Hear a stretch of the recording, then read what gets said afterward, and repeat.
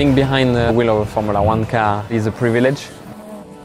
Driving the fastest car in the world, the adrenaline rush is so high. It's a privilege because there are more than 1,000 people working in our team. I'm the guy that's being granted the access. That feeling of speed and the G-forces you're feeling through the corners due to the speed you're carrying is just so satisfying.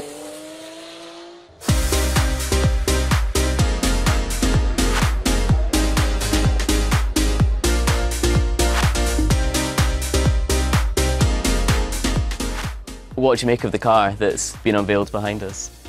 Well, I think it looks beautiful. No, I mean in terms of evolution, obviously I'm more interested in the sort of changes and tweaks which has been done on that car compared to last year's. Front wing, the back of the car, which the engineers have changed to improve a bit the performance, so now we need to get it to the track and see how it behaves. I guess every single team though is doing the same thing and they're all trying to push their cars and their technology and everything. Does it really just level the playing field or can you get a competitive edge? You can get a competitive edge as long as you always question yourself.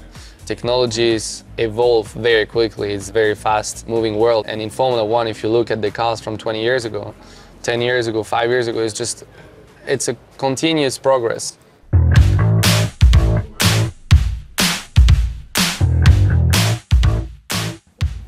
Hi, how's it going? Good morning. Thank you. I'm good. Thanks for having us here. Here we are in what we call the design office. This is where all the engineers are working together to extract maximum performance of this beautiful object that is a Formula 1 car.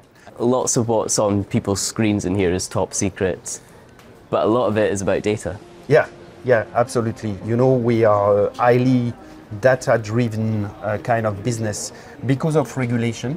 Those rules of F1 guide everything the teams do in their factories, from limiting how much testing the cars are put through to capping the money they can spend. That's why the team here are working with Microsoft to gather analytics and make sure every penny is spent wisely.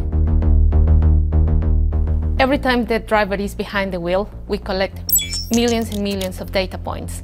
Our engineers take that information and then they improve that information and translate it into the best car for the next race. Obviously, that then comes to the factory where we plan all of that. We order it, manufacture it, we build it, and we test it. Gathering all this information is also about speed.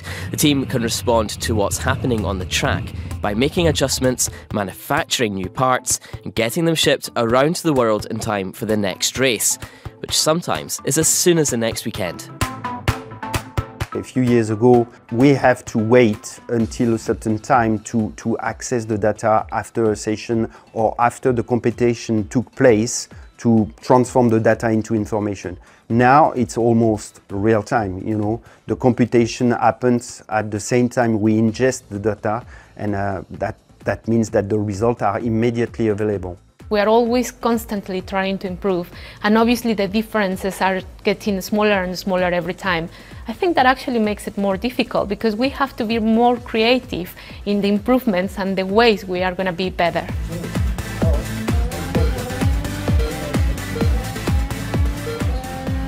But it's not just data from races being looked at. We've been given rare access to the simulator where Esteban Ocon is doing laps in anticipation of his next race.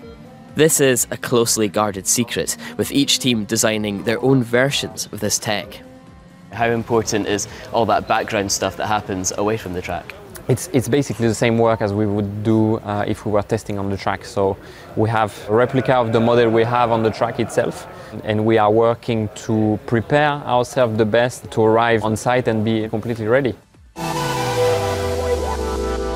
Trusting the data is a big issue. How much do you trust what you're getting? I don't trust generally very easily, so I do need like some sort of proof. I will say in my sport, I do trust the team 100% in the tools they're using and what they bring to the track. Whenever they bring something new to the car, my car is going faster, gaining a tenth, 2 tenths, and that's when you can be confident. You're always going to see that progress. Do you ever worry the data and the technology is taking away from the driving and the sport of Formula 1? Not at all, no, because we are completely involved, with this data as well. time moves forward, the cars are getting more and more technology.